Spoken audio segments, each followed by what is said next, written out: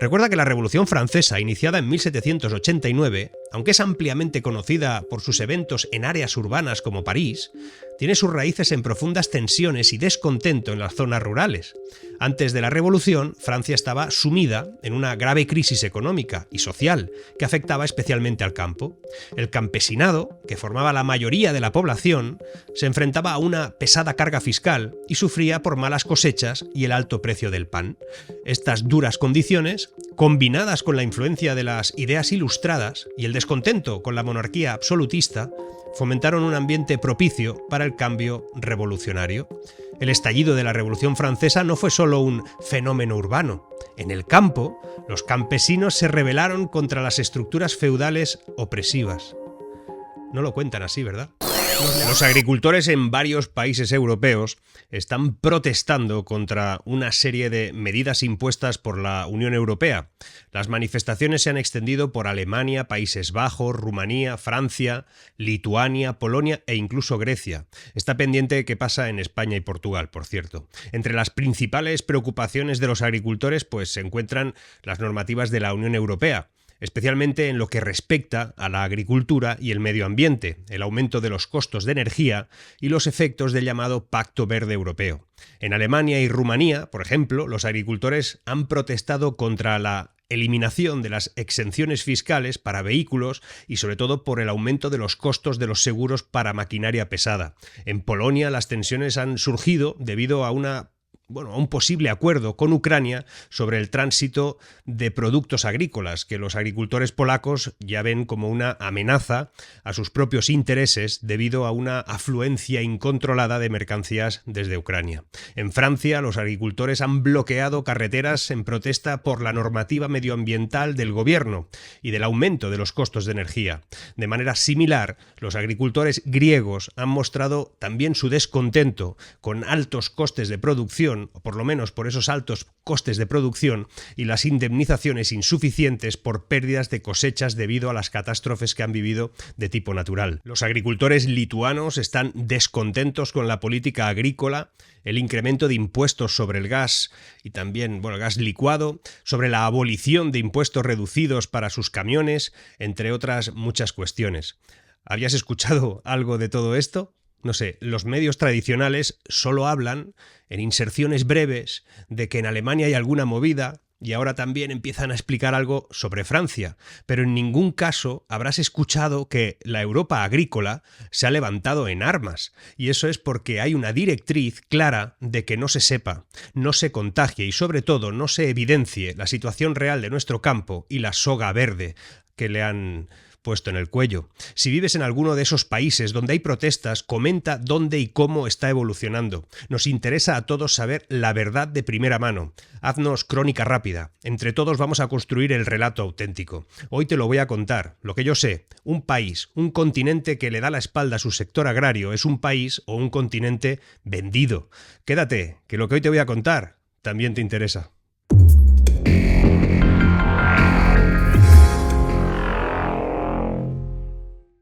El Pacto Verde Europeo o European Green Deal, como se le conoce oficialmente, es una iniciativa política de la Unión Europea que tiene como objetivo transformar la economía de la Unión Europea para lograr un desarrollo sostenible.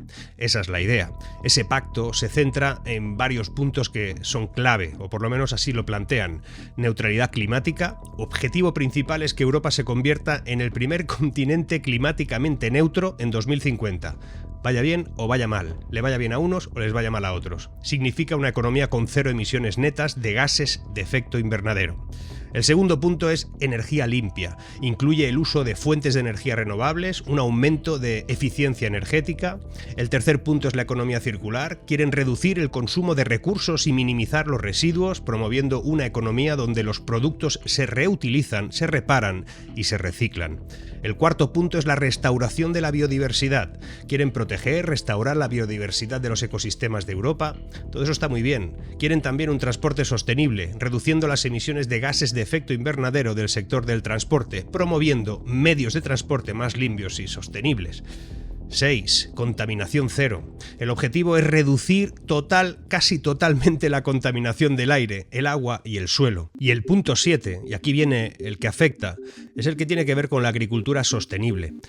En el pacto pone promover prácticas agrícolas que respeten el medio ambiente a través de la estrategia de la granja a la mesa. Y donde pone promover debería sustituirse por, en realidad, castigo, penalizaciones, soga verde.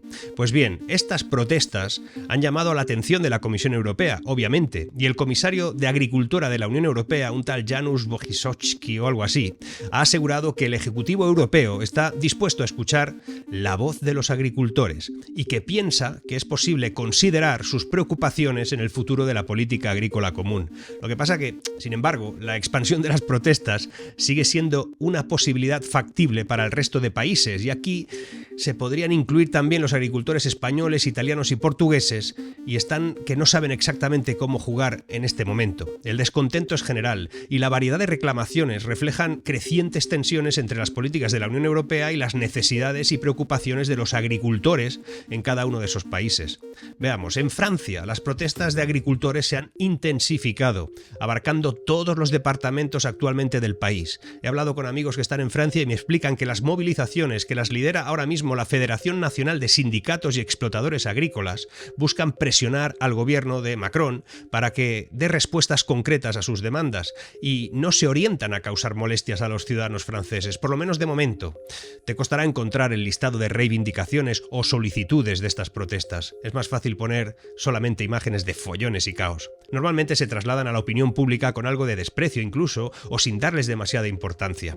Pero los puntos clave del alzamiento francés, hasta el momento, y que he podido recabar son: una primera, que son objetivos en las protestas. Los agricultores franceses están enfocados a encontrar soluciones prácticas para sus problemas y que además son los que enfrenta la propia agricultura en Francia. Su determinación es firme y el movimiento busca llamar la atención sobre las dificultades del sector sin perseguir ningún objetivo político. El segundo punto es sobre la política y la agricultura, porque a pesar de los intentos de ciertos partidos políticos por capitalizar las protestas en Francia, los líderes sindicales subrayan que los agricultores no buscan consignas políticas, están más interesados en respuestas pragmáticas que en una política electoral. El tercer punto, que es clave, es que ha habido un trágico incidente.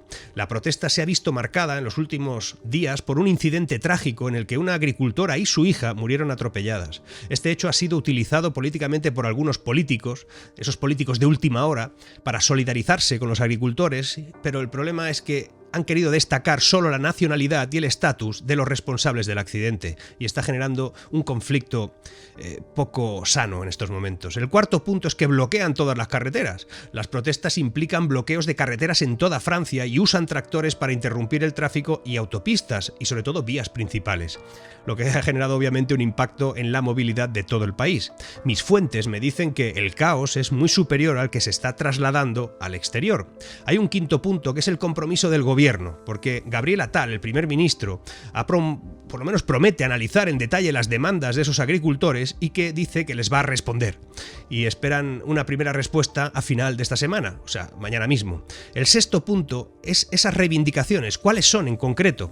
Pues sus principales demandas incluyen el mantenimiento de las exenciones fiscales para el combustible agrícola, ya estamos ahí, la reducción de la burocracia, de los controles y sobre todo cambios en las políticas europeas para poder equilibrar las importaciones de alimentos. Los agricultores piden reciprocidad en las normas medioambientales y sanitarias y se oponen a los acuerdos comerciales que tiene la Unión Europea con Mercosur, el norte de África, que afectan negativamente a la producción francesa. En Alemania, los que aparentemente empezaron primero, aunque eso pasó en Países Bajos y Bélgica, han tenido el apoyo de los camioneros. Algo a tener en cuenta. Las protestas están desafiando seriamente al gobierno. El caos ha sido muy importante.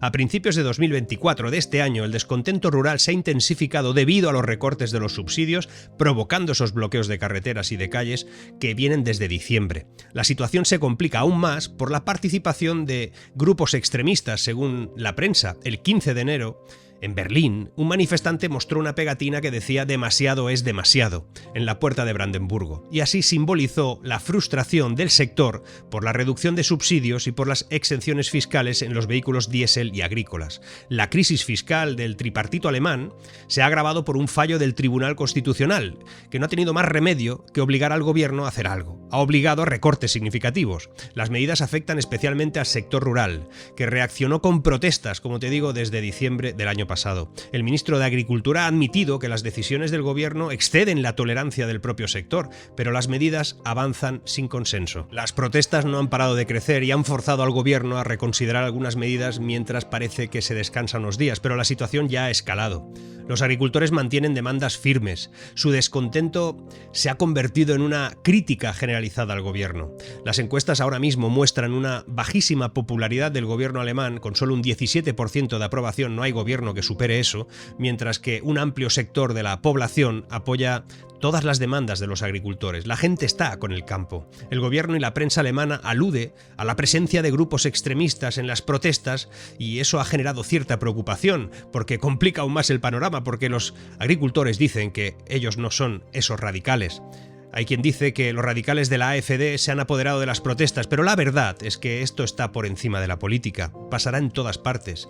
Allí donde haya alzamientos agrícolas, alguien querrá apuntarse el gol y alguien querrá acusar a alguien de que está detrás de ellas. No lo sé, pero en realidad esto es una respuesta a unas medidas que no tuvieron en cuenta al sector y a los que se les pidió aguantar con una actitud bondadosa de Europa a favor de un bando en el conflicto que tenemos a 1 hora de avión de aquí. Es muy fácil exigir cosas desde un sillón forrado en alcántara, sin tener en cuenta lo que va a suponer cada una de esas medidas. ¿Recordáis cuando Josep Borrell dijo que había que dejar de utilizar la calefacción porque estábamos en guerra contra Rusia? Yo la verdad desconozco si él bajó la calefacción. En Grecia, los agricultores griegos han intensificado sus protestas bloqueando carreteras en el centro del país para demandar al gobierno también exenciones fiscales en el combustible y compensaciones por pérdidas de cosechas debidas, allí sí, a inundaciones brutales, recientes además. En la región de Karditsa, más de 400 tractores conducidos por cientos de agricultores han obstruido hace unos días una carretera cercana a la autovía nacional. Ayer incluso un enfrentamiento entre los agricultores y la policía, que recurrió a gases lacrimógenos, se produjo cuando los agricultores intentaron acceder a esa autovía. Además de los bloqueos en Grecia Central, las asociaciones de agricultores de todo el país han programado movilizaciones para los días siguientes. Eso va a seguir y va a aumentar. Las demandas principales incluyen reducciones en los costes de producción a través de esas exenciones que tienen que ver de tipo fiscal para el combustible y para todo tipo de compensaciones, sobre todo por las pérdidas de ingresos debido a los altos precios de los fertilizantes, y esto tiene que ver también con el conflicto, y en desastres naturales. Actualmente Grecia vive una devastación sin precedentes en la agricultura, con las recientes inundaciones arrasando una cuarta parte de la producción agrícola del país. Este desastre se estima en 500 millones de toneladas de suelo perdido. Ha tenido un impacto significativo en toda la economía y especialmente en el sustento de los agricultores. Pero es que además allí la tormenta Daniel, que inundó 720 kilómetros cuadrados de tierras agrícolas de primera calidad, ha desatado la vulnerabilidad de una Grecia ante los cambios que está ofreciendo ahora mismo el clima. Con una cuarta parte de su población activa trabajando en el campo y que contribuye con el 15% al PIB, Grecia se enfrenta a un desafío crucial. Las lluvias extremas han devastado tanto la ganadería como los cultivos esenciales, como el tabaco, el algodón, todo eso fundamental para la economía y la exportación de Grecia. Los agricultores reportan allí pérdidas significativas, incluyendo, ojo, más de 110.000 animales muertos. Un tal Christos Yanadakis, que es el vicepresidente de la Unión de Cooperativas Agrícolas de Grecia, explicaba, lo pude leer, no recuerdo dónde, el estado de pánico de los agricultores y ganaderos, porque se enfrentan a pérdidas millonarias y a un daño estructural que podría ser prolongado. La Comisión Europea admite que los fondos para 2023 ya se han agotado, que no hay plata, y cualquier ayuda adicional tendrá que venir del presupuesto de 2024, que aún no está claro. la cosa es muy grave. Según un tal Vytenis Tomkus, que es el viceministro de Lituania, la reserva agrícola de la Unión Europea no está preparada para una crisis de esta magnitud, lo que plantea un problema urgente en una era marcada no solo por los desastres naturales recurrentes, sino también por la falta de recursos públicos suficientes para apoyar a los agricultores. Se nos ha ido la mano con la deuda y a ver cómo lo arreglamos ahora. Pues bien, para mañana viernes se ha convocado una tractorada desde la localidad de Epanomi, cerca de Salónica, en el norte del país, la segunda ciudad más grande de Grecia, camino al aeropuerto de la ciudad. Se prevé un follón descomunal, pero seguramente no lo verás a menos que lo busques. Búscalo. En Rumanía, los agricultores rumanos también han intensificado sus protestas al bloquear un importante paso fronterizo entre Rumanía y Ucrania. Allí las movilizaciones, que incluyen convoyes de tractores, pero también de camiones y transportistas, se centran en varias demandas. La reducción del alto costo del diésel, tarifas de seguros más justas, una respuesta a las medidas medioambientales de la Unión Europea y, sobre todo, la presión del mercado causada por la importación de productos agrícolas ucranianos. El bloqueo ha provocado ya una suspensión temporal del tráfico de camiones desde Ucrania para evitar atascos de vehículos, según ha declarado incluso el Servicio Estatal de Aduanas ucraniano. Los agricultores también exigen una moratoria en el reembolso de préstamos, pagos más rápidos, de subvenciones y colas separadas en los pasos fronterizos y en el puerto de Constanza para esos camiones de la Unión Europea y de países no miembros, incluyendo Ucrania. Los quieren separar. Y esta protesta se suma a todo, lo que refleja es una tensión creciente en esa región, la más compleja, porque está exacerbada por el bloqueo parcial del Mar Negro, especialmente por Rusia, y por las dificultades logísticas en las fronteras terrestres de Ucrania con la Unión Europea. Los puertos rumanos del Mar Negro pues son vitales para las exportaciones agrícolas ucranianas, por eso se subraya ahí la importancia estratégica de estas rutas comerciales. Pues bien, la situación se ha complicado aún más porque ahora los que protestan también son los transportistas polacos, que han bloqueado los pasos fronterizos con Ucrania debido a lo que ellos consideran una competencia desleal por parte de Ucrania. Y esto, pues adivina, ha llevado a un acuerdo de última hora para un sistema de permisos que permita operar a Ucrania con la Unión Europea, tanto con empresas ucranianas como para camiones europeos que ingresen o vengan de Ucrania. Europa ha decidido eso. Y mientras tanto, las organizaciones agrarias españolas están ahí considerando unirse a estas protestas, no hacerlo. De hecho, aquí también existe una insatisfacción general con las políticas agrícolas de la Unión Europea.